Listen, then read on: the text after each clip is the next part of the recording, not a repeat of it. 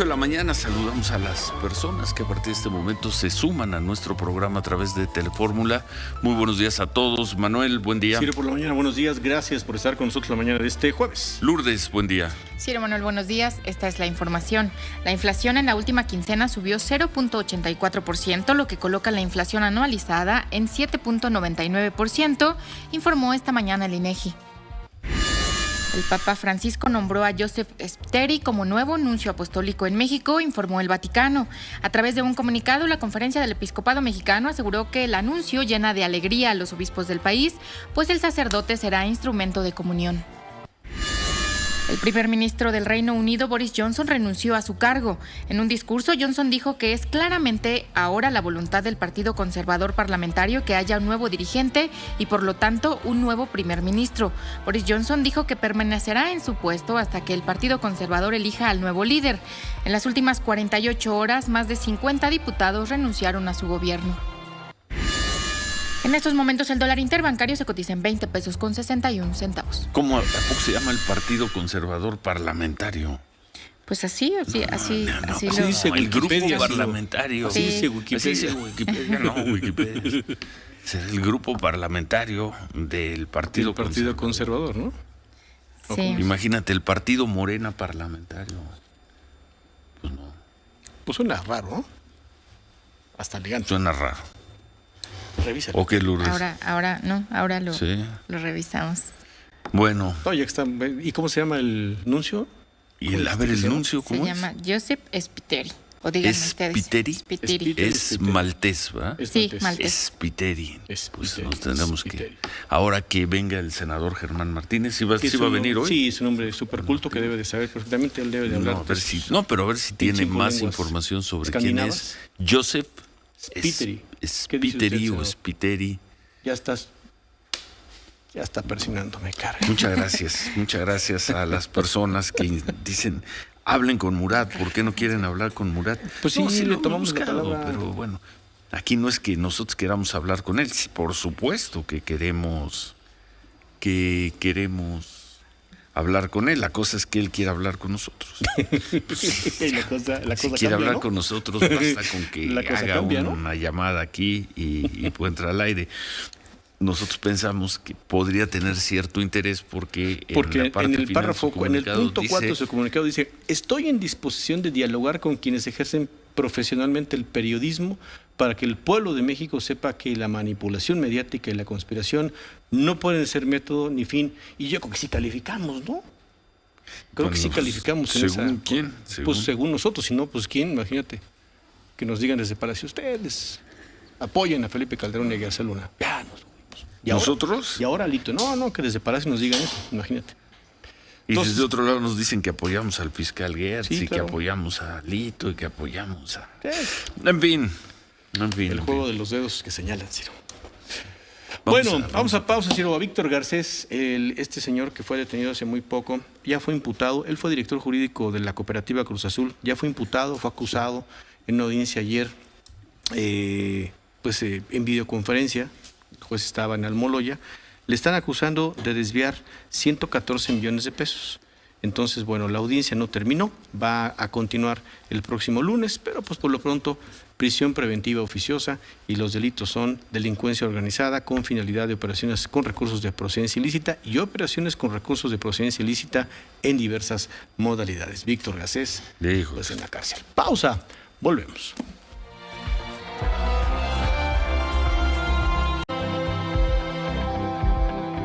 8:09, Sofía, buen día.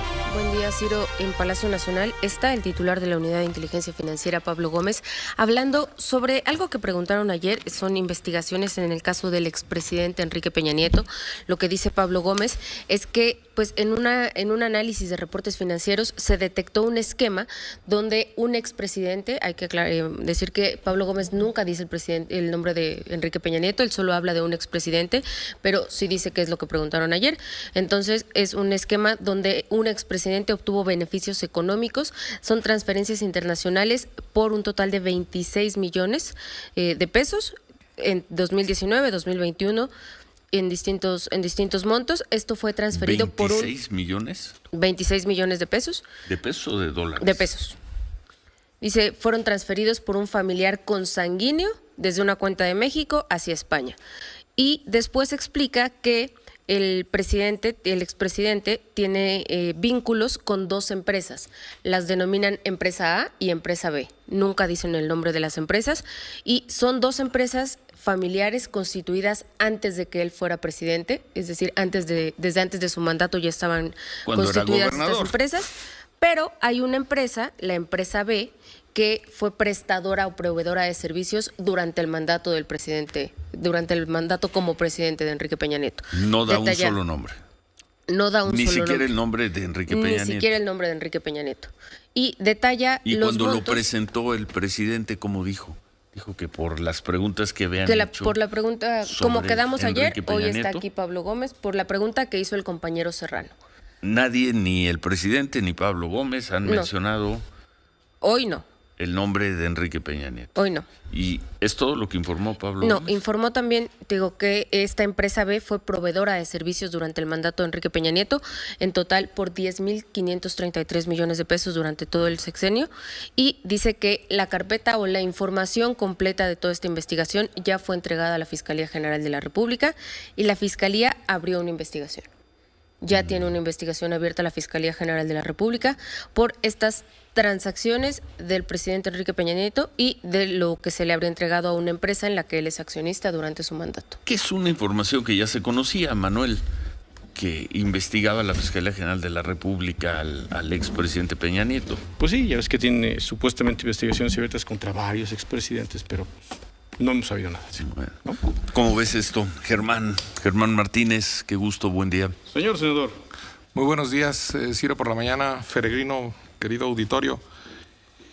Pues lo primero que hay que decir es que el presidente de la República, en la consulta pasada para juzgar a los expresidentes, el presidente votó en contra de que se investigaran y de que se persiguieran. Estas cosas y estas cosas de que les tiro y le aflojo.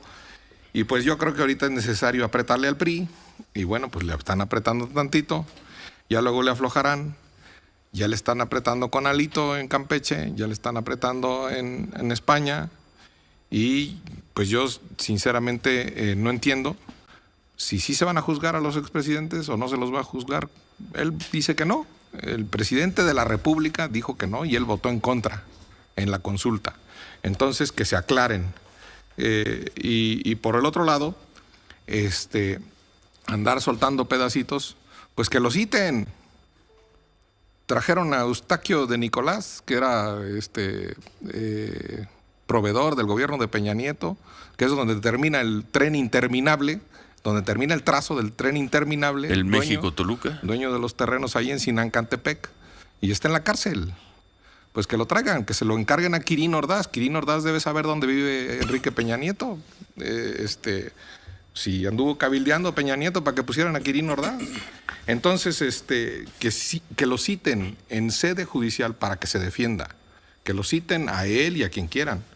Y estos espectáculos, como los de Laida Sansores, como los de las mañaneras, estos pelotones de fusilamiento mediático, pues yo sinceramente creo, entrando a lo de Alito, Ciro, que pues es del PRI igual que Peña Nieto, que Alito es impresentable, es una desvergüenza el personaje. ¿Qué significa impresentable? Ayer lo dijo aquí Epigmenio Ibarra, ahora lo dices tú.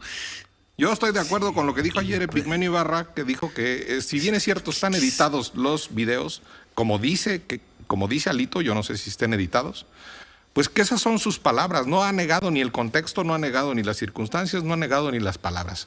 Las palabras es que es impresentable en eso de cómo se maneja, cómo se refiere así a personas, cómo se refiere así al dinero.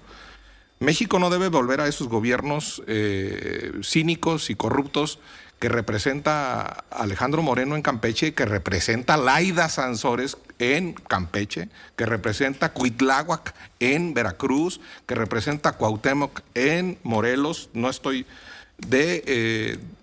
que realmente se pasan por el arco del triunfo la ley y sí tienen un trasiego de dinero también. Y lo segundo que yo veo, que tú ya dijiste hace rato en la mañana, la Fiscalía Autónoma en este país ya murió. Ayer el martes se presentó ahí el fiscal.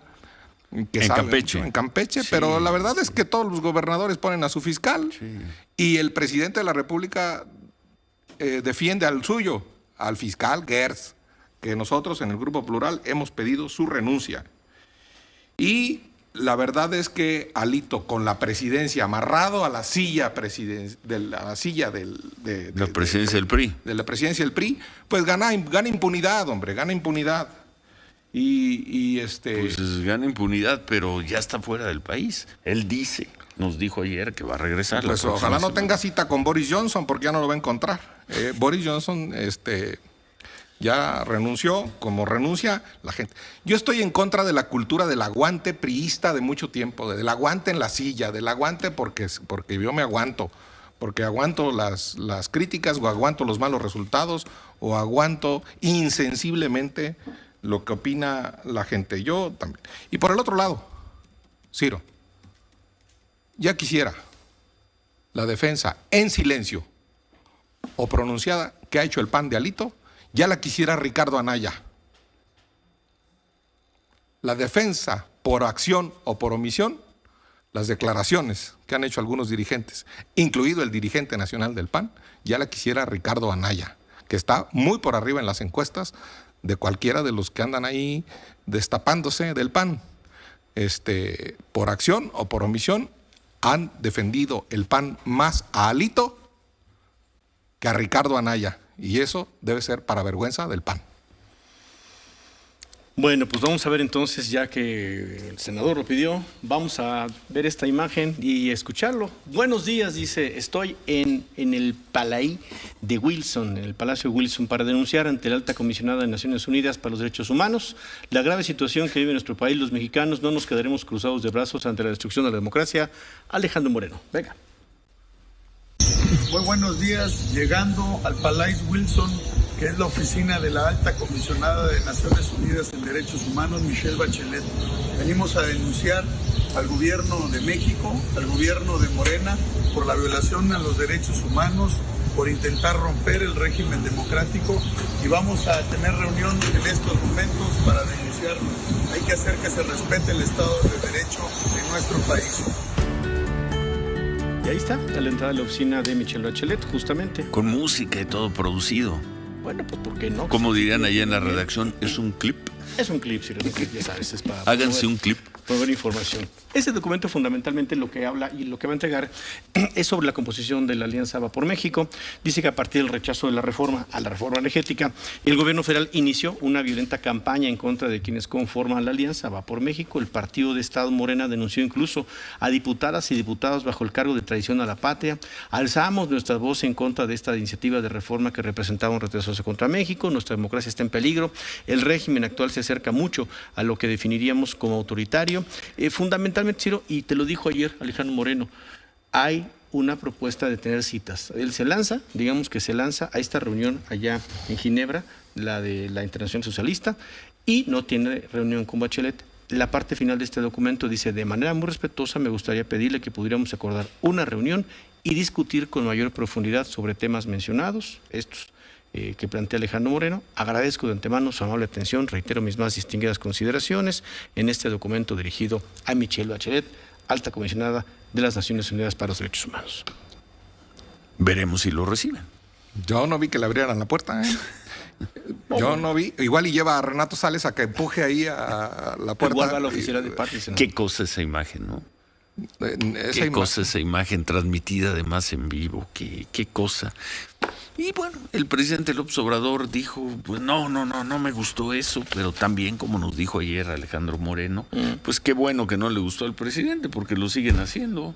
Pues sí. ¿Qué más da que no le haya gustado al audios, hay muchos audios y todos vienen felizmente palomeados por Palacio Nacional. No sé si felizmente palomeados por Palacio Nacional, pero nadie hace nada por evitar esa violación a la ley que comete todos los martes una gobernadora, la de Campeche. Volvemos.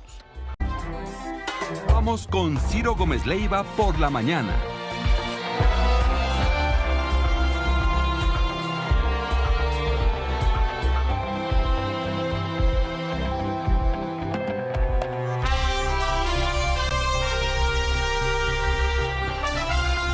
8:24, ¿en qué nos quedamos, Manuel? No, bueno, pues nos quedamos, Ciro, por sí que la presencia de Alejandro Moreno a las afueras de la oficina de Michelle Bachelet, con un documento donde explica, creo que lo queda detallado con claridad, una vez más, en la entrevista ayer por la mañana, el ataque del que es objeto él fundamentalmente, a partir, y lo sustenta bien, de la decisión sobre haber votado en contra de la reforma eléctrica del presidente López Obrador. Y solicita la reunión, ¿no?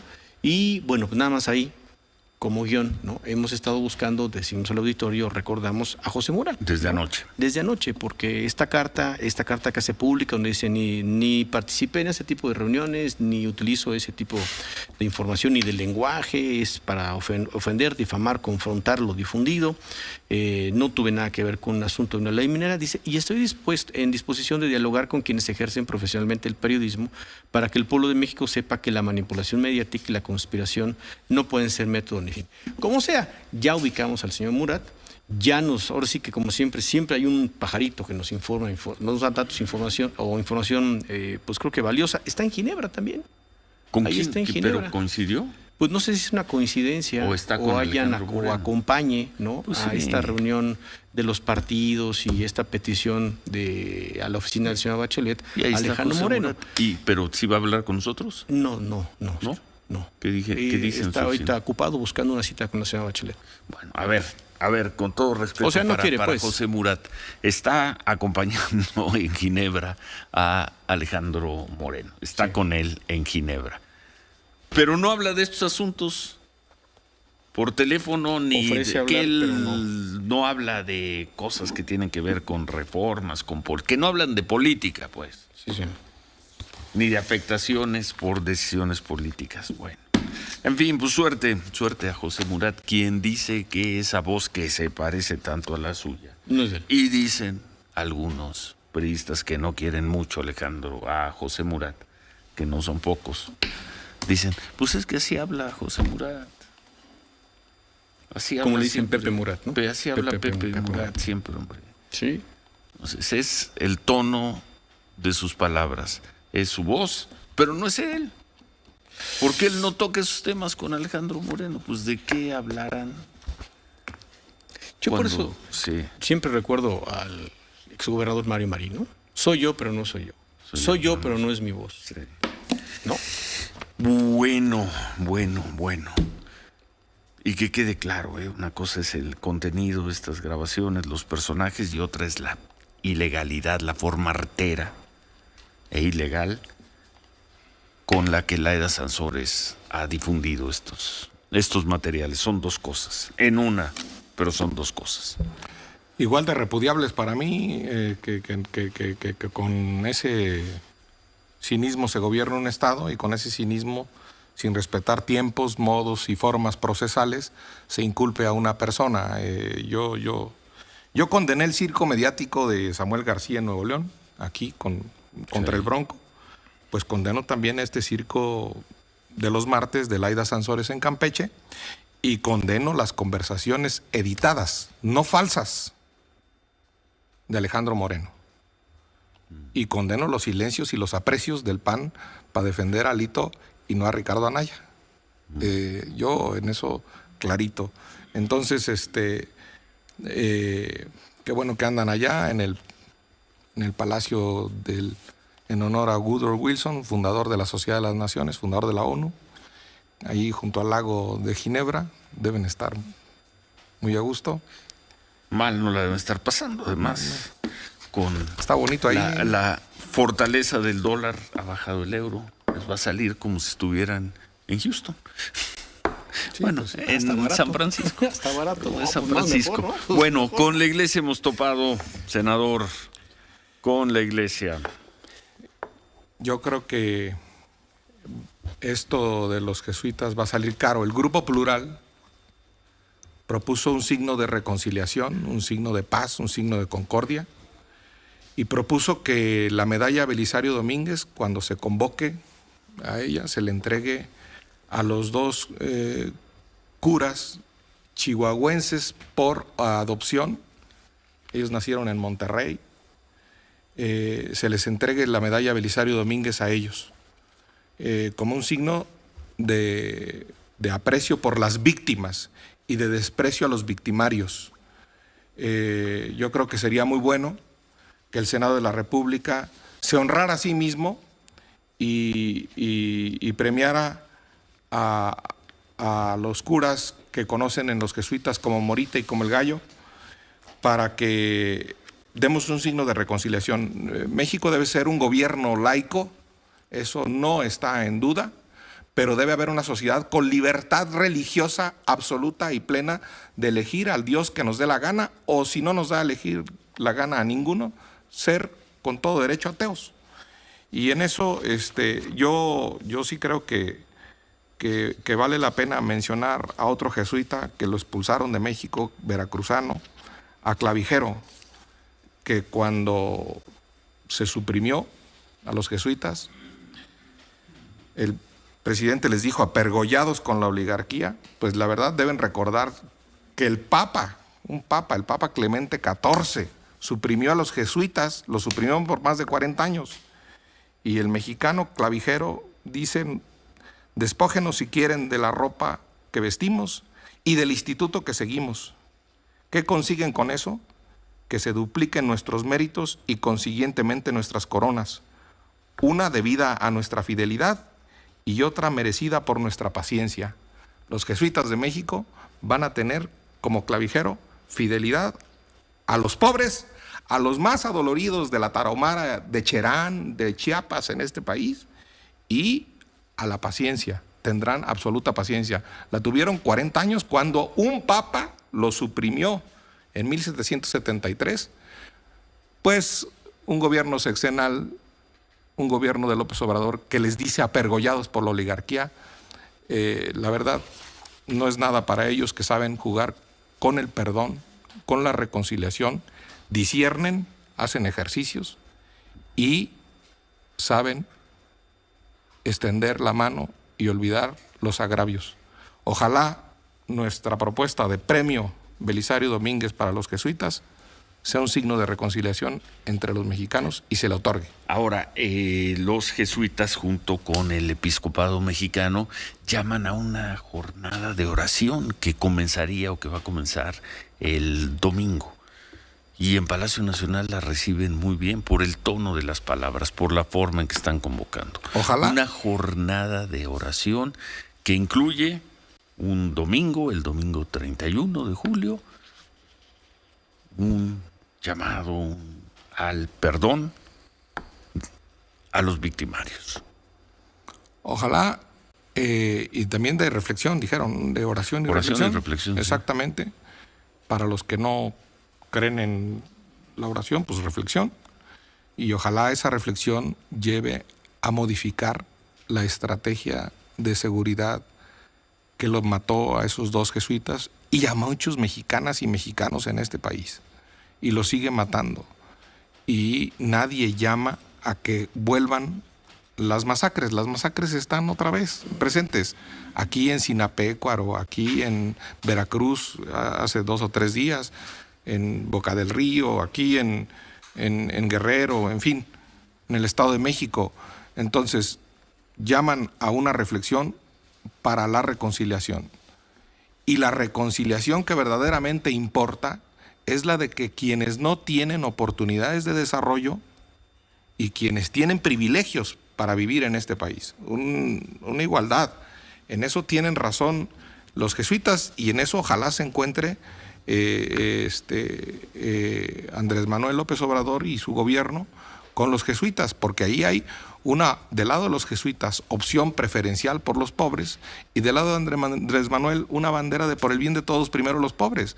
Entonces, si ahí se encuentra este país de manera veraz, sin demagogias, sin insultos, de manera cierta, para emparejar el terreno de este país, habremos ganado y habrán dado frutos la muerte de los sacerdotes jesuitas en la Tarahumara. De lo contrario, seguiremos contando muertos y podemos ser cualquiera de nosotros. Eso no debe caber duda.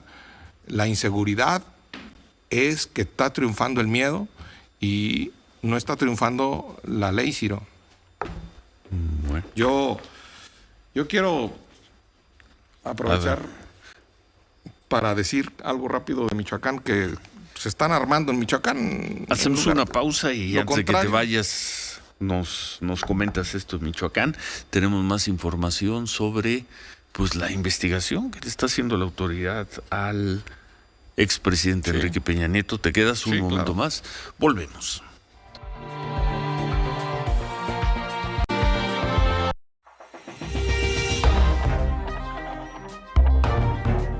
Vamos con Ciro Gómez Leiva por la mañana.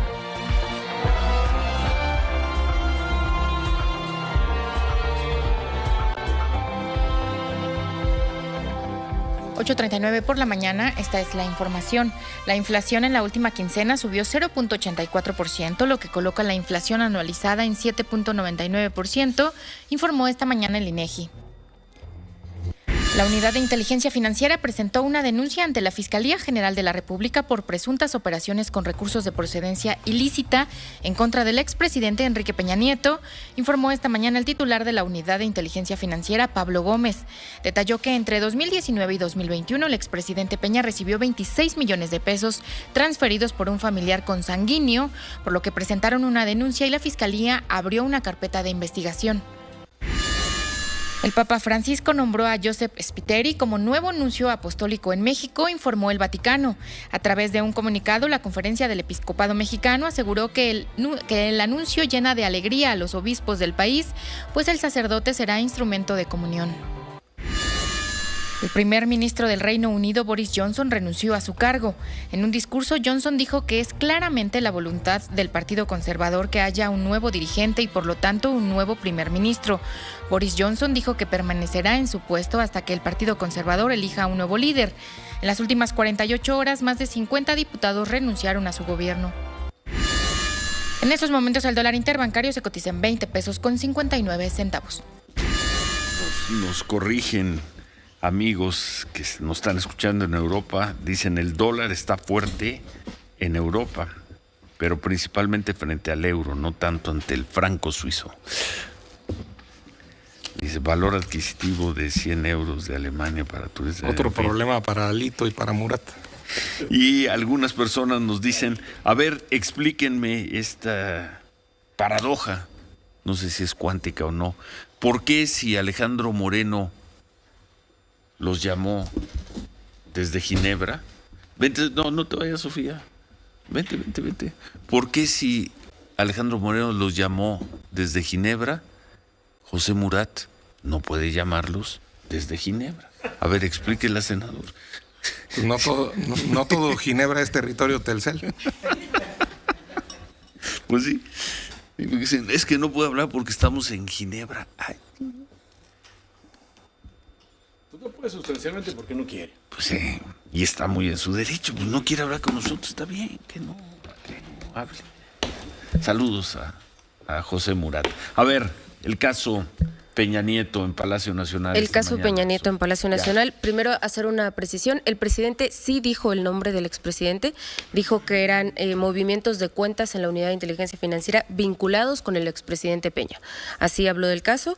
Y después toma la palabra Pablo Gómez para explicar. ¿Qué es lo que explica?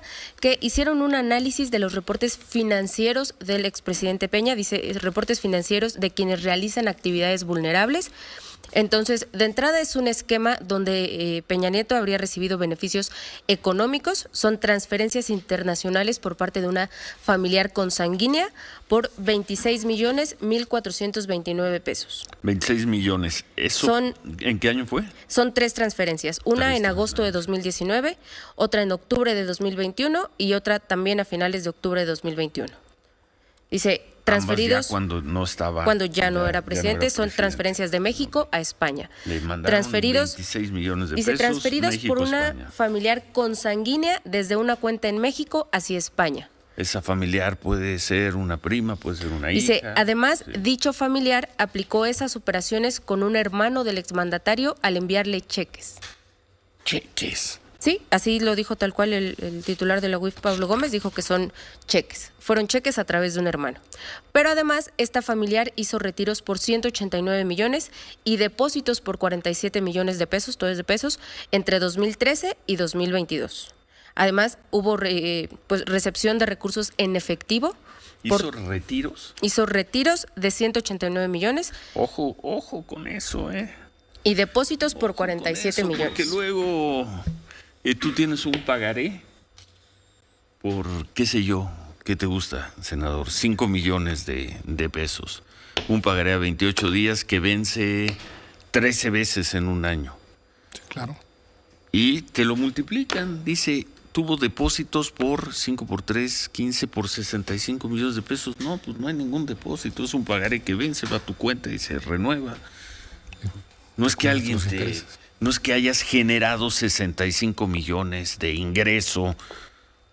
Es el propio banco el que te mueve tu dinero si es a 28 días. Estoy hablando de 5 millones. Si tienes 10, pues multiplica 10 por 13, ya son 130 millones. Ojo con esos datos, porque son muy aparatosos. O tienes dos cuentas y tú mismo haces una transferencia de tu dinero y pues te lo registran como obtuvo depósitos por... ¿Qué más? Dice que no también, sé si es el caso, pero dice ocurre. Que también hubo una recepción de recursos en efectivo por 36 millones entre 2013 y 2022. Dice estos depósitos... ¿En efectivo? Recepción. ¿A recepción? De recursos en efectivo. Dice estos depósitos son relevantes pues ya porque al perdió ser el presidente efectivo Peña no Nieto. se conoce la fuente. Ya perdió el presidente Peña Nieto. Y dice que... Depósito en esa es otra cosa. Esa es otra cosa. Y dice que el expresidente tiene vínculos corporativos en 2 empresas en las cuales hay irregularidades fiscales y financieras. Dice Pablo Gómez, se está investigando el origen de esos recursos para determinar si es lícito o tienen un carácter ilícito. Y dice que son unas 15 personas las que están siendo investigadas. Termina el reporte Pablo Gómez y toda la familia y el círculo cercano del presidente Peña Nieto. Y le hacen muchas preguntas los reporteros, entre ellas el tema del bloqueo de cuentas, si se han bloqueado cuentas, si se ha bloqueado alguna operación, sobre todo de México hacia España. Dice Pablo Gómez, hay que tener mucho cuidado con la lista de personas bloqueadas, a quién metemos a la lista de personas bloqueadas. Primero, porque muchas veces son empresas que tienen que pagar salarios y a proveedores, no nos dedicamos a cerrar empresas, incluso aunque haya una denuncia penal, dice el señor Pablo Gómez, y dice que otro análisis para el tema de las personas bloqueadas es que hay una duda fundada de parte de la UIF de la exacta procedencia. Dice, podemos presumir que tiene un origen no legal, pero siempre que haya una duda es mejor no enlistarlas en la lista de personas bloqueadas. Esto en el tema del expresidente Peña Nieto. Habla el presidente López Obrador y dice que hay que tener cuidado, dice, porque no es para salir a decir que se acusa al expresidente Peña Nieto de lavado de dinero. Lo que estamos diciendo es que hay información de operaciones que llevó a cabo por 26 millones de pesos del 2019 a la fecha de manera directa y eso requirió una investigación. La UIF ya presentó una denuncia ante la Fiscalía General de la República. La Fiscalía abre una carpeta y ellos serán los encargados de determinar, dice el presidente, ¿quién va a determinar si hay un delito o no? Pues el juez. Híjoles, habría que hacer un cuadrito y entenderle bien a todo esto, pero bueno, creo que lo que queda claro, Germán, es que por la razón que sea, al presidente López Obrador le interesa en este momento meter el tema Peña Nieto en la agenda. Ayer alguien le preguntó en la mañanera sobre la investigación del presidente Peña Nieto y el presidente López Obrador respondió, qué buena pregunta, que mañana venga el titular de la UIF a responder el caso. Y ahí estuvo el titular de la UIF con una gran generosidad informativa esta mañana. Sí, tanto que le preguntaron sobre otros casos, le preguntaron si está dando seguimiento a otros expresidentes, responde, no puedo decir que sí ni que no. Le preguntan si hay alguna investigación contra Calderón. Dice, nosotros no tenemos ninguna denuncia presentada contra ese señor, pero no digo que puede haber o que no puede haber, porque mis funciones no son discutir estos asuntos. Le preguntan sobre Alejandro Moreno y lo mismo, dice, nosotros no hacemos investigaciones, lo que nosotros tenemos son datos financieros de todas las personas expuestas políticamente, pero no puedo decirle si hay algún dato irregular. Le preguntan sobre García Luna, dice, tenemos muchas cosas e informamos al gobierno en materia penal y civil sobre García Luna. Cuando sea necesario y no afecte el procedimiento judicial, podremos dar a conocer algunos datos. Y finalmente le preguntan sobre Cabeza de Vaca, sobre el gobernador García Cabeza de Vaca. Cabeza de Vaca es un escándalo, dice Pablo Gómez en Palacio Nacional. No me pregunten de eso porque yo fui presidente de la sección instructora, entonces no puedo haber estado en el Congreso desaforando y después en la UIF investigando. Bueno, a ver, a reserva de que hagas bien los diagramas, el esquema de todo lo que acaban de informar sobre el presidente Peña Nieto, lo quieren meter. ¿Por qué? No lo sé, pero lo quieren meter por lo pronto en la agenda informativa. No, quieren ordeñar política y electoralmente ese caso para que suelte la mazorca del Estado de México. La semana pasada se filtró. Te fuiste muy lejos, no, senador. Es que tú dijiste que por alguna razón yo vengo aquí a especular. Y entonces esa razón es el Estado. En la semana pasada se supo que Enrique Vargas, el que quiere ser candidato del PAN, anduvo allá con por el periódico Reforma. Anduvo allá con el presidente Peña Nieto para armar la alianza. Entonces, cada vez que Peña Nieto arma algún protagonismo político, pues inmediatamente se le echan encima y le dicen, tranquilo ustedes, silencio, y ya de lo que se trata es del Estado de México y de acabar con el PRI ahorita. En ese sentido, no tengo yo la menor duda que la intencionalidad política es el Estado de México. En estos días también se lanza la convocatoria. Falta mucho. Germán. No falta nada. En estos días no falta nada. 6 meses en tiempos de la Cuarta Transformación son como 6 siglos. En estos momentos, en estos días, se lanza, según dijo Mario Delgado, la convocatoria para destapar al candidato, que le llaman Morena, eufemísticamente, pues el de Morena es el bueno para el Palacio Nacional. Sí. O sea, de una vez, y ya fueron a Toluca a hacer un mitin y ya. El tema es el Estado de México, no es Peña Nieto. El tema es la gubernatura, el sucesor de Del Mazo, no es las finanzas de Peña Nieto. Eso, en cuanto suelten la mazorca ahí, los del PRI, se acabará. Así es, esto ya lo hemos visto, esa película ya la hemos visto. No sé, pero bueno. ¿Algo más, senador? No, solo déjame decir que hay versiones de prensa, aquí tengo de Cuadratín, y investigué con algunas gentes en la Cámara de Diputados local de Michoacán. Hay una iniciativa que al parecer hoy se aprueba en la Cámara de Diputados para armar las rondas comunitarias y los rondines comunitarios en Michoacán y para privatizar una parte de la policía auxiliar en Michoacán, modificar la ley del Sistema Estatal de Seguridad Pública y rearmar a las autodefensas de las comunidades indígenas que tengan ciertas características. Entonces, hay por un lado un desarme del gobernador. Por un lado hay un desarme que anda desarmando el gobernador y por otro lado armando de manera privada a los privados previo pago, recibiendo pago. A los ricos privilegio para que queden armados. Y a los pobres de las comunidades indígenas permiso para que anden en rondas y en rondines comunitarios armados en Michoacán. Yo lo veo peligroso, yo no lo veo correcto. Se llaman cuarichas en Purépecha, y aquí está la iniciativa, aquí la tengo, una versión de un proyecto, y eso también ya se intentó por una diputada federal de Morena en la Cámara de Diputados Federal, donde modifica el artículo 2, o donde intenta modificarlo, para que se armen las policías y rondas y guardias comunitarias. Aquí te lo dejo, a mí me parece peligroso, a mí me parece que ese experimento ya una vez se hizo con Alfredo Castillo en tiempos precisamente de Peña Nieto. Acá te van a decir 2014. Acá te van a decir que unas comunidades indígenas, que solo las autónomas, que solo las que tienen presupuesto, que están certificadas. No, aquí tengo yo la estrategia nacional de seguridad pública aprobada por el Senado y en ningún momento habla de guardias o de policías comunitarias. No habla de eso, esa no es la apuesta. La apuesta es la Guardia Nacional y debemos fortalecer a la Guardia Nacional como policía. Y la apuesta es que sea civil, no cada quien su pedacito de país y cada quien su pedacito de seguridad, porque si no vamos a acabar a balazos. Hoy en ese sentido escribe él, refiriéndose al caso de Tamaulipas, escribe Carlos Marín en Milenio. Su columna se titula Nunca flirtear con paramilitares.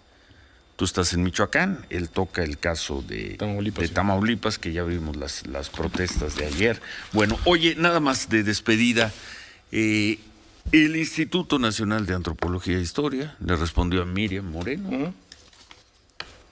No sé si porque es una nueva política, por apertura o por distracción o por lo que sea, le dio una respuesta a Miriam Moreno diciéndole, pues sí hay una enorme cantidad de vestigios. De restos arqueológicos. De restos arqueológicos por donde se está construyendo el tramo 5 Sur del Tren Maya.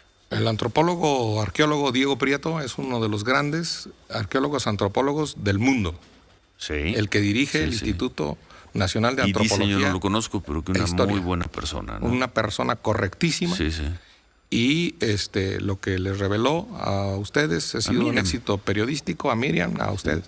Y y sí, ahí está militarizada ya la selva, y ahí hay un patrimonio cultural que es patrimonio de la humanidad. Ya que anda Alito por allá, pues debe ir a la UNESCO a pedir de una vez. Y aquí la pregunta es, ¿qué va a hacer la secretaria de Cultura, la señora Fraustro? ¿Va a estar peleando en foros internacionales que no se vendan cuatro vasijas en una subasta en Londres, al tiempo que se está construyendo un tren sobre una gran cantidad de piezas arqueológicas en su ciudad? Y Austria va a decir que bueno que no les presté el penacho de Moctezuma, porque miren lo que hacen con sus vestigios de sus pueblos originarios. Vamos a regresar por ahí de las 9:20, vamos a regresar a este tema, tenemos más información. Información que no nos es producto de una filtración, que no nos dio el grupo ecologista de no sé dónde, que no nos dieron los piratas del Caribe, no, que nos entregó el Instituto Nacional de Antropología e Historia. Nada más. Gracias, senador. Boris vive, Alito sigue.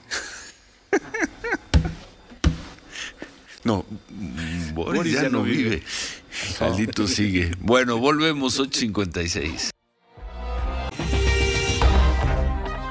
Continuamos con Ciro Gómez Leiva por la mañana. 9:09, Marco, buenos días. Buenos días, Ciro. La próxima semana, el Colegio de Pilotos Aviadores de México organiza de lunes a miércoles la Semana de Aviación 2022. Es un evento regular que ahora adquiere pues mucha mayor importancia porque toda la aviación en México, Ciro, pues está llena de temas muy calientes. Y el último en la fila, sin duda, pues es la cada vez más sonada llegada de un marino a controlar el Aeropuerto Internacional de la Ciudad de México. Insisto, es el último de muchos temas en fila desde hace muchos meses, en donde de manera global, pues la aviación o la Administración Federal de los espacios aéreos en México, tanto los aéreos como propiamente los aeropuertos, pues están muy complicados. Entramos en contacto justo con el presidente del Colegio de Pilotos Aviadores de México, el capitán Heriberto Salazar, pues para poder platicar de estos temas, principalmente del Aeropuerto Internacional de la Ciudad de México. Capitán, muy buenos días. Buen día, Heriberto, buenos días. Marco, Ciro, muy buenos días, un placer saludarlos. Pues lo dicho, y de arranque, capitán, ¿cómo le viene a ustedes, al Colegio de Pilotos Aviadores de México, que un marino, que un militar esté por entrar a dirigir los destinos del Aeropuerto Internacional de la Ciudad de México? Bueno, mira, de entrada lo tenemos que decir como son. Vemos una nueva oportunidad de contacto con el nuevo aeropuerto, ya que en la administración anterior habíamos tenido un poco de problemas de comunicación. Ahora, la entrada de este vicealmirante, en la parte militar, por supuesto, a todos vemos que esto es una característica que ha estado haciendo este gobierno. Pero lo que hay que dejar claro es que el AICM, el aeropuerto capitalino, es una concesión civil que lo tiene. Así es que no importa su procedencia, él se tiene que atener a las reglas de la Dirección General de Aviación Civil, la FAC, y todos los organismos, y tiene que coordinar a todas las autoridades que están ahí desde un punto de vista civil. Como siempre, nos preocupa un poquito la preparación que puedan tener en administración aeroportuaria, que eso no hay una carrera en México para esto y normalmente llegan a aprender y esto es una curva de aprendizaje. Pero bueno, es lo que hay, es lo que es y nosotros tenemos que vivir con ellos y ver cómo cooperamos con la autoridad para hacer de esto que sea mejor y quitar todas estas cosas que llevaron a la ICM a las demoras absurdas, a falta de mantenimiento, a unas instalaciones que están por demás caídas y que no pertenecen a lo que queremos ver en este país como un aeropuerto positivo, seguro y viendo hacia el futuro. Capitán, el señor Carlos Morán, que ahora es todavía director del aeropuerto, llegó en enero, febrero, es decir, tampoco tuvo tanto tiempo para arreglar pues un desastre acumulado en ese aeropuerto. ¿Qué le hace creer al colegio que un mando militar podría poner orden ahí? No, bueno, ahora sí que no es exactamente que nos haga creer, tenemos la esperanza de que pueda poner orden y lo importante aquí es que hay reglas claras en el aeropuerto que se estaban cambiando, ¿no? Que estaban haciendo demoras, que presentaron estudios donde bajaban la capacidad, estudios un poco amañados o mucho amañados para lo que veíamos era para decir que hace falta ese aeropuerto de Felipe Ángeles y que la gente se tenga que ir allá a fuerzas, lo cual pues la demanda se da en un lugar, no es exactamente por decreto que se puede estar moviendo. ¿Qué esperamos de un militar que cuando menos los marinos nos han demostrado en muchas ocasiones que están bien preparados y que pueden con esto? Ahora, como todo el mundo sabemos, la administración pública, en este caso la administración del aeropuerto, es una cosa muy particular que no tiene experiencia y esperemos que se deje ayudar, que se rodee de la gente que sabe para que esto pueda salir hacia un buen fin. Bueno, eso por un lado, por lo que hace al aeropuerto. Queda el tema de la categoría, que al parecer se va a ir todo el 2022 y México seguirá sin poder retomar la categoría 1, lo cual es una limitación tremenda para el desarrollo de la aviación en México, y creo que es sin categoría 1 el aeropuerto Felipe Ángeles. Así es. No tiene ninguna razón de ser, no. Heriberto, no sé qué opina. No, coincido contigo porque el aeropuerto Felipe Ángeles sí es para operar rutas en México, las cuales, bueno, las cifras ahí las demuestran que no es que no tenga un gran pasaje ni la gente quiera ir hasta allá a un vuelo, pero en la parte internacional que podría ser una opción de mercado, pues no se puede hasta que recuperemos la categoría 1. Y lo que sí vemos es que ahora el subsecretario, el arquitecto Jiménez Pons, está tomando cartas en el asunto y están buscando lo necesario. Entiendo que probablemente vayan a haber cambios en la FAC porque la actual administración pues ya lleva ahí un año y no ha habido mejoras. Además, como sabemos, en la última evaluación que vino a hacer la FAA todavía encontró más fallas de las que había encontrado antes. Entonces no solamente vamos acercándonos hacia la categoría 1, sino que nos estamos alejando. Y esto pues económicamente es peligrosísimo para el país. Lo que ha perdido en este desarrollo que ha tenido México de recuperación del mercado, pues no da la opción a un crecimiento porque no hay las bases para hacerlo. Capitán, dentro de los muchísimos pendientes que tiene el Aeropuerto Internacional de la Ciudad de México, ¿cuál sería el primerísimo, los primeros dos que ven en el Colegio de Pilotos Aviadores de México? ¿El nuevo director tendría que llegar a resolver qué de manera urgente? Bueno, yo creo que hay dos partes en un aeropuerto que lo deben de tocar separado. Una es la parte aire, que es la parte de los edificios, la parte del aeropuerto, pistas, calles de rodaje, y ahí se tiene que revisar muy bien mucho del mantenimiento que se está dando y mucho de parte de la operatividad para que sea eficiente, y esto unado al CENEAM, al control de tránsito aéreo. Y de la parte tierra, que se llama, que son los edificios terminales, bueno, creo que el mantenimiento está muy abandonado de la terminal, sobre todo de la terminal 1. Han salido algunos comentarios de que la terminal 2 la quisieran cerrar, que es la nueva, pero aún así vemos cómo tardaron prácticamente 4 años en reparar lo que se dio con el terremoto de hace 4 o 5 años, ¿no? Sí. Entonces, este mantenimiento que tienen que dar es muy, muy, muy necesario hacia la parte de afuera. Creo que por lo que leíamos o escuchamos con ustedes y leíamos en las noticias, dejó el actual o el que está saliendo, Morán Moguel, dejó problemas tanto con empleados por hostigamientos y cosas de este tipo, y que este nuevo director debe de calmar y buscar que todo el mundo trabaje para el mismo fin. Bueno, pues veremos. Por lo pronto el cambio no se ha dado.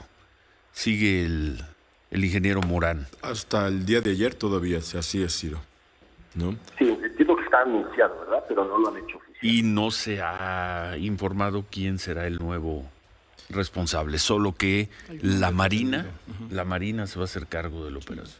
Hablan del contraalmirante aeronaval piloto aviador Carlos Ignacio Velázquez Tiscareño. ¿Lo conoce, Heriberto? No lo tengo el gusto, pero sí es el nombre que hemos escuchado también. Bueno, Tiscareño. Bueno, Velázquez Tiscareño. pues ojalá podamos seguir conversando con usted en los próximos días. Muchas gracias por esta información. Y quisiera aprovechar para invitar al público, y en especial a la parte aeronáutica, a este seminario que tendremos de lunes a miércoles de la semana que viene sobre seguridad, y tocaremos algunos puntos importantes sobre todo seguridad hacia la aviación. ¿Cómo se puede participar ahí? En la página de colegiodepilotos.org, ahí pueden seguir buscar la liga para el seminario y de ahí inscribirse. ¿Y el seminario se llama? Es la Semana de la Aviación, 75 La Semana de la años de Aviación. seguridad en México, ¿no? Okay, esto va del 11 al 13 de julio en el Presidente Intercontinental, ahí en Polanco. Así Bueno, es, así es. pues muy bien. Muchas gracias. Un placer, Ciro. Gracias, gracias. Gracias, capitán. Lo dicho, Ciro, yo creo que es como la confirmación de muchas cosas que se han comentado en esta mesa con otros entrevistados también de órganos colegiados. La categoría estamos más lejos de la 1 que de confirmarse la 2 que de la 1, y sin categoría 1 pues el AIFA, ya lo escuchaste, en realidad no viene a resolver ninguno de los grandes problemas de todo el espacio aéreo de la zona metropolitana del Va a Valle de tener México. 20 vuelos diarios. Pero seguirán siendo vuelos locales, ¿no? Ahora estuvimos la semana pasada en Toluca. Al final, pues los temas más complicados no se están tocando. El Aeropuerto Internacional de la Ciudad de México es el gran aeropuerto de México, el que lleva más del 50% de todas las operaciones nacionales. Es un aeropuerto importantísimo a nivel Latinoamérica, y pues ahí está, ¿no? Con problemas legales, con problemas con empleados, el problema de los taxis, los problemas en tierra, los problemas en aire. Y seguimos discutiendo qué se debe de hacer con el principal aeropuerto del país. Y creo que al señor Morán lo que se le reclama es que los problemas no solo sean persistentes, sino que no haya habido una vía de solución.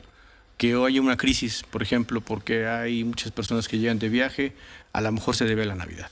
Entonces al día siguiente, los pocos días, ves más personal de migración.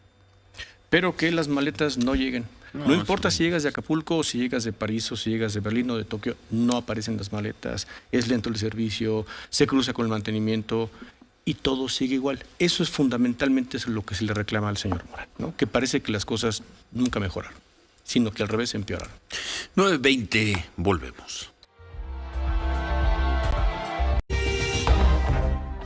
Continuamos con Ciro Gómez Leiva por la mañana. 9:24, Sofía. Ciro, en Palacio Nacional le preguntan al presidente sobre temas del SAT, sobre el tema de condonación de impuestos, y dice el presidente que ya no se condonan impuestos, que ya no se permite eso para nadie, y le preguntan qué pasa con el caso del empresario Ricardo Salinas Pliego. El presidente dice que hay arreglos en puerta con Salinas Pliego. Dice el presidente, espero que se llegue a un entendimiento, se está buscando un acuerdo, hay diálogo con él. Dice, pero nosotros no podemos condonar impuestos a nadie ni dar trato preferencial a nadie. Esto lo entienden todos, incluso Salinas Pliego. Y explica el presidente que Ricardo Salinas Pliego tiene un alegato. Dice, se le está escuchando. Él sostiene que se le está cobrando doble, que hay una especie de venganza de gobiernos anteriores. Todo eso se está escuchando. Estamos en diálogo, dice el presidente. Pero ya habla de arreglos en puerta con el caso de los impuestos de Ricardo Salinas Pliego. Y nada más. Es todo. Sí, nada más dice que hay diálogo y arreglos en puerta, así lo dijo tal cual. Bueno, Miriam, buen día. Ciro, buenos días. Hablábamos ayer de una solicitud vía transparencia que hicimos al Instituto Nacional de Antropología e Historia. En esta solicitud de información que pusimos la generamos a principios del mes pasado, de junio, le solicitábamos información sobre todos los registros, todos los documentos que tuvieran en el instituto, que nos dieran cuenta sobre los hallazgos que se han hecho en el tramo 5 del Tren Maya. Esto es en particular la parte del trazo que corre en Quintana Roo, pues porque se había dicho mucho que había descubrimientos, que había cavernas, que se estaba dañando, se estaba poniendo en riesgo algunas zonas arqueológicas, etcétera. Así que bueno, solicitamos. Nos contestó el Instituto Nacional de Antropología e Historia, lo cual agradecemos porque lo hicieron de manera rápida. Regularmente se tardan 2-3 meses y ellos lo hicieron en tiempo y forma, que son 20 días hábiles. Y nos dieron información muy relevante. Es en el trazo actual del tramo 5 sur, que es de 67 kilómetros aproximadamente, 67.6 kilómetros aproximadamente, ellos nos indican que hicieron grandes descubrimientos o tienen algunos descubrimientos y ya registrados. Ellos nos dicen, tenemos 6.426 monumentos registrados en este tramo 5 sur, de los cuales 5.971 son monumentos inmuebles que van desde construcciones domésticas, a edificios con arquitectura monumental, 83 monumentos muebles tales como concentraciones de materiales y piedras de molienda y 372 rasgos naturales asociados con actividades humanas. Esto es muy importante, nos advierte incluso en la contestación del Instituto Nacional de Antropología e Historia que esto es lo que se tiene el registro hasta ahorita. Ojo, nos dicen, todos los días seguimos trabajando en campo y también haciendo trabajo de gabinete. Este es solamente lo que tenemos hasta el registro, hasta el 28 de junio. Esto es información actualizada al 28 de junio, hace muy poquito, la semana pasada, y siguen los trabajos arqueológicos de tal manera que esta cifra obviamente pudiera aumentar sensiblemente. Nos dicen también en esta información que nos dieron vía transparencia, Ciro, es que hasta el momento se han dado, el Instituto Nacional de Antropología e Historia ha dado un total de vistos buenos o el visto bueno al 47.64% de todo este tramo, que son 32 kilómetros, lo que han hecho del tramo 5 sur. Y también nos dieron información que de 16 fichas de lo que ya se ha registrado, ¿de qué estamos hablando? Y ellos me mandan 16 fichas importantes del registro público de monumentos y zonas arqueológicas e históricos que nos presentamos anoche, fechas de inscripción, Ciro, del 7 de junio. Estamos hablando que todo el trabajo que nos dio a conocer, que nos entrega el Instituto Nacional de Antropología, tienen fecha de actualización 7 de junio. Y nos dan 16 fichas que mostramos anoche. Ahí estamos viendo una de ellas. A ver, esta ¿qué dice es una cueva. Esta es una cueva prehispánica. Ahí nos dicen, se observan 5 cámaras, alineamientos, cuartos, tiestos y rellenos de nivelación. Tendría un uso, ellos presumen, se realiza con un uso habitacional o religioso. Esto es uno de los ejemplos, ponen una pequeña muestra de lo que se está registrando. Obviamente, repito, es el registro público de monumentos y zonas arqueológicos e históricos. Estamos hablando de 1.400 metros cuadrados. Este descubrimiento es en 1.400 metros cuadrados. Por ejemplo, vemos la ficha 2. No es un vestigio. No es un vestigio, estamos hablando de cuevas. Como dice el gobierno federal, de un despojo, de una cosa chiquita, miserable. Eso no es un vestigio. No. Y bueno, que sí se descubre, por ejemplo, en cuevas como esta, en algunas te hacen anotaciones de que hacen descubrimientos de cerámicas. En esta primera no te hacen esa anotación. No, estamos hablando de 1.400. Todo, ¿no? No, estamos hablando de un lugar que tiene 1.400 metros cuadrados en estudio, una cueva que se encuentra esto. Por ejemplo, la segunda ficha, en 700 metros cuadrados, ellos registran también una cueva, una caverna, que tendría un uso ritual y religioso, también prehispánico, maya, y ahí te dicen, se observan, y el registro cómo lo hacen es, se observan 3 cámaras, en la principal un alineamiento y un cuarto, en la segunda 2 cuartos con cerámica asociada. No dan mayor información porque luego viene el procesamiento de la información. Nos dicen, todo el análisis nos va a llevar a establecer qué es lo que descubrimos al final. La tercera ficha, por ejemplo, sí era importante, en 860 metros cuadrados. También en abrigos o cuevas, también relacionado con la cultura maya. Por ejemplo, esta es una cueva grande. Nos dicen, hay una caverna con 1 y 3 cámaras, 2 entradas. Luego del otro lado, en el lado sur, encontramos 5 cámaras con un solo acceso. En esta nos hacen la descripción de que hay una albarrada, incluso encontraron una escalinata. También encontraron algunos objetos relacionados con esta cueva. De esa dimensión hablamos, sí. Regresarme. 1. Se habló durante prácticamente todo el año de que esa parte del Tren Maya se estaba construyendo sobre obra arqueológica, sobre residuos, cuevas, y que había una gran riqueza ahí abajo, una gran riqueza arqueológica. Lo que nos confirmó el Instituto Nacional de Antropología es que eso es cierto. Eso es cierto. Es hasta mucho más grande y profundo que solamente estas cuevas y los arrecifes. Es muchísimo más. El presidente López Obrador expresó, creo que la semana pasada, dice, sí hay algunos vestigios, pero no son muchos. Mínimos. Nosotros no tenemos la capacidad en este momento para cuantificar y decir esto es impresionante, es una ciudad, en fin, para calcular la dimensión de todos estos residuos, vestigios, obras, monumentos, etcétera. Pero de acuerdo a lo que nos informó, repito, el Instituto de Antropología, no una filtración, el Instituto de Antropología, el Tren Maya se está construyendo sobre obra arqueológica considerable. Exactamente. ¿Qué viene ahora? ¿Qué sigue? ¿Va a negar el gobierno? ¿La parte constructora del gobierno va a negar esta información? ¿Nos van a decir que se equivocó el Instituto Nacional de Antropología, que hubo un error, que hubo un malentendido? Esta es la información. Además, el Instituto Nacional de Antropología nos informa que esto existe y que mañana puede ser más. ¿Por qué? Porque están trabajando y pueden encontrar más cosas. ¿Qué viene entonces? ¿Van a seguir construyendo sobre esto? Yo lo que creo decir es, más allá de ver cómo lo construye el discurso del presidente López Obrador, para salirse de los vestigios de que son cosas simbólicas, que nos están quedando claro que con evidencia informativa oficial no es así, el trazo ya no puede seguir por ahí. Tendrán que modificar. ¿Ya no puede? ¿Según quién? Pues según, creo, la lógica indica que deberán cambiar el trazo, a menos que quieran destruir pues esto que me parece sería un gran descubrimiento. Imagínate, además, que la administración del presidente López Obrador le dé a la historia del país algo así.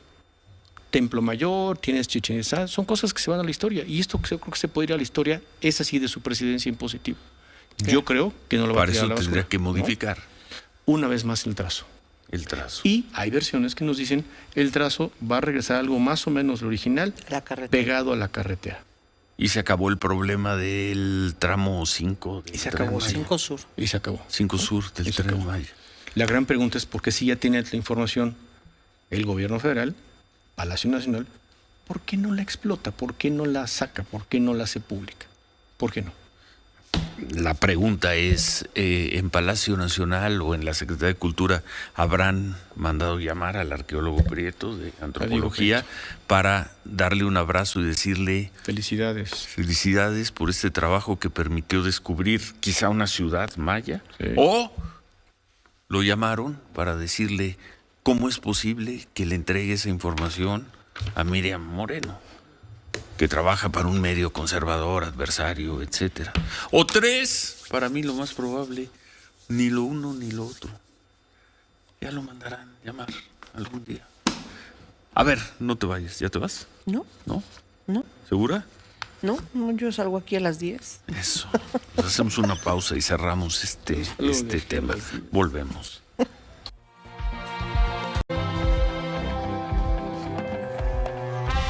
9:39 por la mañana, esta es la información. La inflación en la última quincena subió 0.84%, lo que coloca la inflación anualizada en 7.99%, informó esta mañana el INEGI. La Unidad de Inteligencia Financiera presentó una denuncia ante la Fiscalía General de la República por presuntas operaciones con recursos de procedencia ilícita en contra del expresidente Enrique Peña Nieto, informó esta mañana el titular de la Unidad de Inteligencia Financiera, Pablo Gómez. Detalló que entre 2019 y 2021 el expresidente Peña recibió 26 millones de pesos transferidos por un familiar consanguíneo, por lo que presentaron una denuncia y la Fiscalía abrió una carpeta de investigación. Tenemos la esperanza de que el nuevo director del Aeropuerto Internacional de la Ciudad de México pueda poner orden y haya reglas claras, aseguró por la mañana Heriberto Salazar, presidente del Colegio de Pilotos Aviadores de México. Explicó que el principal problema del aeropuerto es el abandono en el mantenimiento, tanto en pistas de rodaje como en edificios de la terminal, y aseguró que en lugar de estar cerca, cada día estamos más lejos de regresar a la categoría 1 en seguridad aérea. El Papa Francisco nombró a Joseph Spiteri como nuevo nuncio apostólico en México, informó el Vaticano. A través de un comunicado, la Conferencia del Episcopado Mexicano aseguró que el anuncio llena de alegría a los obispos del país, pues el sacerdote será instrumento de comunión. El primer ministro del Reino Unido, Boris Johnson, renunció a su cargo. En un discurso, Johnson dijo que es claramente la voluntad del Partido Conservador que haya un nuevo dirigente y, por lo tanto, un nuevo primer ministro. Boris Johnson dijo que permanecerá en su puesto hasta que el Partido Conservador elija a un nuevo líder. En las últimas 48 horas, más de 50 diputados renunciaron a su gobierno. En estos momentos, el dólar interbancario se cotiza en 20 pesos con 59 centavos. Bueno, cerramos entonces, Miriam. Nada más, porque vamos a seguir con este tema, porque tenemos mucha información y tenemos los documentos que quizá en los próximos días hagamos públicos. Hay un reconocimiento del Instituto Nacional de Antropología, que por cierto dirige el antropólogo, sí, arqueólogo Diego Prieto. Diego Prieto, corrección, nos entregó información que probaría una gran cantidad de bienes arqueológicos, vamos a llamarlos así, para no entrar si son monumentos, son vestigios. Hay una gran cantidad de bienes arqueológicos, gracias compañero, gracias, de bienes arqueológicos sobre los que se construiría, bueno, se está construyendo y se seguiría construyendo una parte del Tren Maya, el tramo 5 Sur, que es el que va de Playa del Carmen a Tulum. Va de Playa del Carmen a Tulum, son algo así como 60.3 kilómetros. Eso, repito, no es una columna, no es una filtración, no es un trascendido, es información de una institución seria, es oficial, sí, que trabajó y que trabajó muy duro, como el Instituto Nacional de Antropología, y que por vía de transparencia nos entregue esa información. Muchas gracias, de nueva cuenta, muchas gracias. Y la pregunta, después de difundir esta información del Instituto de Antropología e Historia, ¿el gobierno seguirá empeñado en no modificar el trazo del Tren Maya? O, como decías tú, decir, bueno, no sabíamos, pero hay una gran cantidad de bienes arqueológicos, vamos a recuperarlos, quizá aquí surge una nueva zona arqueológica para el país, no, para la región, para el mundo. O se van a empeñar en decir, el Tren Maya va por ahí, ¿por qué? Porque sí. Oiga, pero es que ya reconoció antropología que hay una enorme, o hay una cantidad considerable de bienes arqueológicos. Esa es la pregunta que dejamos. Información tenemos.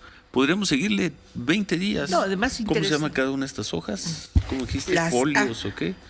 El registro público de monumentos y zonas arqueológicas, son fichas de registro. Las fichas. ¿Cuántas fichas tienes? Tenemos nosotros solamente 16. 16 fichas. Vamos a seguir podríamos tener 16 días de reportajes ficha por ficha. No, porque además, importante, y ahí hizo hincapié Manuel muy bien, lo que me da en este registro público de monumentos y zonas arqueológicas son monumentos y cada uno tiene una medición en metros cuadrados. Estamos hablando de cómo se va constituyendo lo que podía ser una ciudad, donde vivían, y los clasifican, Ciro, como albarradas. Estamos hablando de estructuras físicas, estructuras.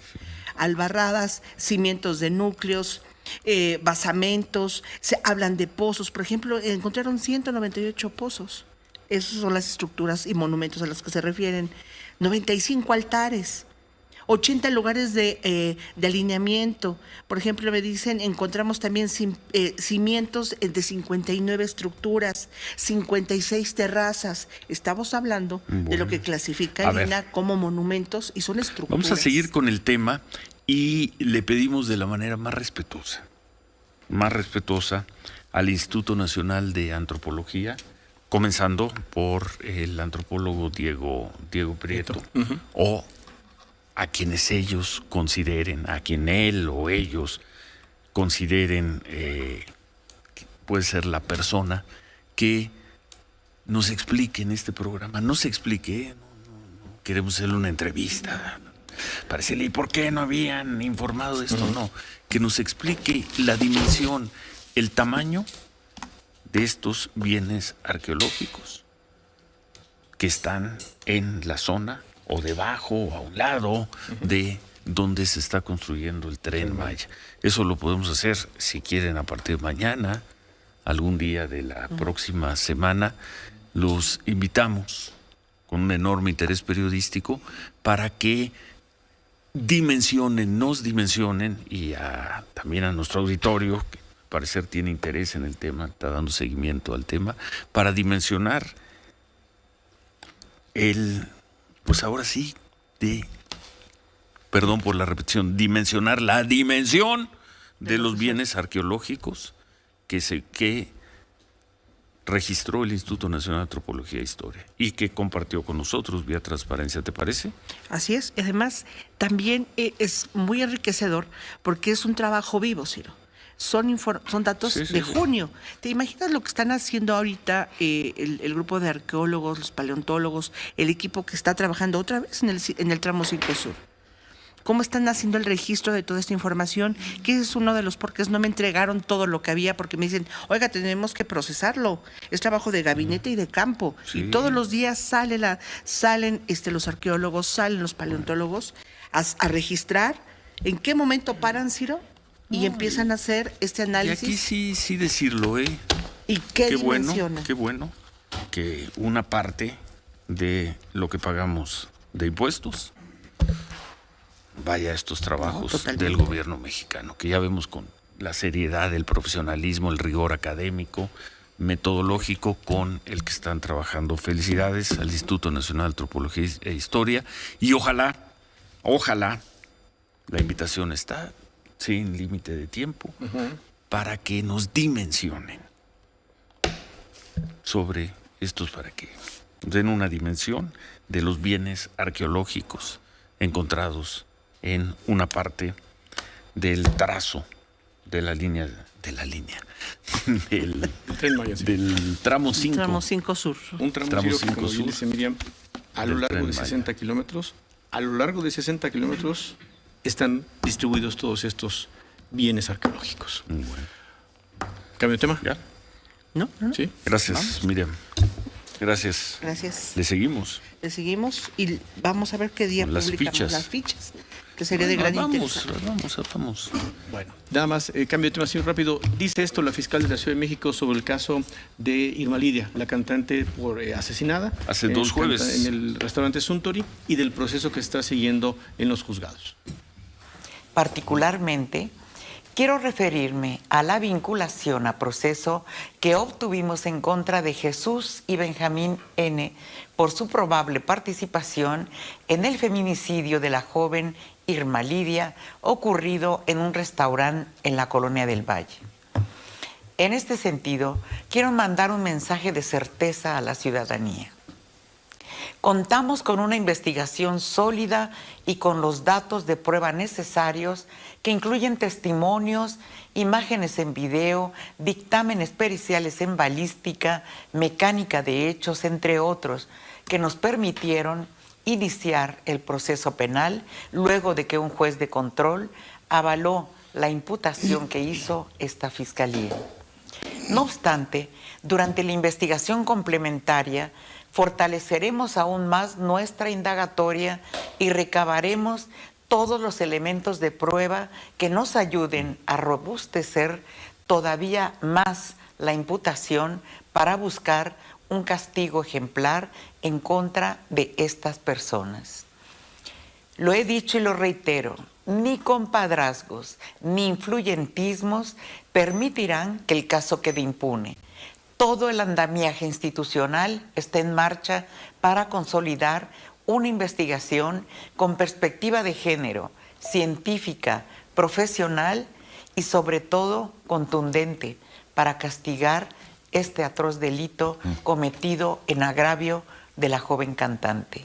Esto dicho hace unos minutos, sino en el reporte semanal que tiene la fiscal Ernestina Godoy aquí en la Ciudad de México. Enrique, buen día. Hola Ciro, Manuel, ¿cómo están? Los saludo con mucho buen día. Pues nada, para terminar lo que platicábamos ayer sobre Rafael Nadal y este partido que estaba teniendo en contra de Taylor Fritz, el estadounidense, y pues hablamos acerca de esa fortaleza mental, ¿no?, que tienen estos grandes jugadores, llámese Djokovic, Federer, Nadal. Llegó a estar abajo 1-0, 2-1. Finalmente viene de atrás Nadal, gana el cuarto set 7-5, gana en muerte súbita el quinto set y se mete a las semifinales del torneo de Wimbledon, en donde estará enfrentando el día de mañana a Nick Kyrgios, el australiano que por primera vez está en una semifinal de torneo de Grand Slam. Se impone al chileno Cristian Garín en 3 sets. Bueno, y Nadal también hay que decir que tenía problemas, dolores abdominales. Decía a ver cómo está para el partido el día de mañana, que se sentía verdaderamente preocupado, pero por lo pronto Nadal está en las semifinales de Wimbledon. También el día de mañana Novak Djokovic en contra de Cameron Norrie, mientras que el día de hoy son las semifinales femeniles y ya es finalista On Jaber, esta tenista de Túnez, la número 3 en la siembra, que vence a Tatiana María, tenista alemana, y en un instante viene el partido de Yelena Rybakina en contra de Simona Halep, el otro duelo semifinal en Wimbledon. El día de hoy es un partido muy importante para la selección femenil de fútbol de nuestro país. Se está llevando a cabo el torneo de la CONCACAF en Monterrey. Y en este torneo se otorgan no nada más pases para la Copa del Mundo, sino también para los Juegos Olímpicos de París. Hay que tomar en consideración que en la rama varonil sí hay límite de edad en el torneo olímpico. En la femenil no. Por ello es que juegan en la categoría senior en todos estos torneos y pueden clasificar a Juegos Olímpicos. El caso es que México perdió su partido inaugural en contra de la escuadra de Jamaica y ahora tienen que ir en contra de Haití. Posiblemente se gane ese partido. El problema es que después vas en contra de Estados Unidos, que es la máxima potencia del área y una de las máximas potencias a nivel mundial. Son 2 grupos de 4 equipos cada uno. En el otro está Canadá, Costa Rica, Panamá y Trinidad y Tobago. Los 2 primeros equipos de cada grupo avanzan directamente hacia la Copa del Mundo. Y el ganador de este torneo va a los Juegos Olímpicos. Luego jugarían segundo contra tercero por el segundo boleto para Juegos Olímpicos. Si es que México termina en el tercer lugar de su grupo, como podría ser, entonces todavía podrían ir al Mundial de Fútbol, ya no a Juegos Olímpicos, pero tendrían que ir a un torneo interconfederaciones. Entonces, pues el panorama se ha complicado bastante. Por lo pronto le tienen que ganar a Haití y a ver qué es lo que pasa más adelante. Los Pumas de la Universidad llamaron la atención al decir que le hicieron una oferta a Dani Alves para que viniera a jugar al fútbol mexicano, y esto de alguna forma pues nos hace recordar a aquellos grandes que han venido al fútbol de nuestro país, como Babá, como Didi, como Dirceu, como Guardiola, Butragueño, Eusebio, Schuster, Bebeto, Iván Zamorano, en fin, algunos grandes jugadores. Veremos si es que se cristaliza esto y si es que Dani Alves quisiera venir al fútbol mexicano. Hay una sanción interesante de la comisión disciplinaria que pues se cambió de manos. Ahora ya no es Eugenio Rivas el que está al frente y parece una inquisición, porque sancionaron a Miguel Herrera, técnico de Tigres, y también a Víctor Manuel Bucetich de Monterrey, pues por en la conferencia posterior al partido que tuvieron el fin de semana, que Tigres pierde con Cruz Azul, que Monterrey pierde en contra de Santos, en donde, por cierto, en el Monterrey Santos hay una falla garrafal de parte del arbitraje, en donde no marcan un penalti a favor de Monterrey, que hubiera representado el empate a 4 goles. Por quejarse del arbitraje, los sancionaron económicamente hablando. Entonces, bueno, pues así son las cosas ahora con la comisión disciplinaria. Para el Atlas, para la porra del Atlas también hubo sanción. No van a estar en contra de Cruz Azul porque jugó Atlas en contra del América el pasado fin de semana. No entraron al estadio, pero sí acudieron al estadio. Y por eso es que los castigaron, porque bueno, pues esto contraviene la nueva disposición que se tiene a raíz de aquel partido de Querétaro contra el Atlas. Y también fue sancionada la porra del Monterrey porque fue a Torreón al partido contra Santos y no van a poder estar en su estadio cuando encuentren al América. Roger Martínez, hablando del América, malas noticias porque va a estar fuera por lo menos un par de meses, el delantero del equipo de las Águilas del América. Y en el fútbol americano profesional, pues prácticamente desde el draft se hablaba de, bueno, ¿qué es lo que va a pasar con Baker Mayfield, el quarterback de los Browns de Cleveland? ¿Y qué va a pasar con Jimmy Garoppolo, el mariscal de campo de los 49 de San Francisco? Finalmente, el día de ayer se hace oficial que Baker Mayfield deja a los Browns de Cleveland, que van a tener a Deshaun Watson como mariscal de campo para la campaña próxima. Aparentemente, porque Deshaun Watson todavía está sujeto a una investigación de parte de la NFL acusado de acoso y de abuso sexual. Hay quienes dicen que podría ser suspendido toda la temporada. Hay algunos que dicen que quizás no va a ser sancionado para nada. Este dictamen será por ahí de la semana del 25 de julio. Pero en el caso de Baker Mayfield se va a las Panteras de Carolina, donde estará peleando con Sam Darnold por la posición de mariscal de campo titular. Carolina se va a hacer cargo de $4.85 millones de su salario para la próxima campaña. Los Browns se van a comer $10.5 millones y 3.5 millones de dólares que quedaban pendientes de su salario total de esta campaña del 2022. Eso fue traducido en incentivos y lo cambiaron a las Panteras por una selección que puede ser ya sea cuarta o quinta ronda del draft del 2024. Si es que Baker Mayfield juega el 70% de las acciones ofensivas de las Panteras de Carolina, es una cuarta selección, si no, sería una quinta selección. Por otro lado, el día de ayer en el béisbol de Liga Mexicana, el cubano Yoenis Yera lanza partidos sin hit de carrera. Gracias, se queda con Javier Poza. Buen jueves, pásela muy bien.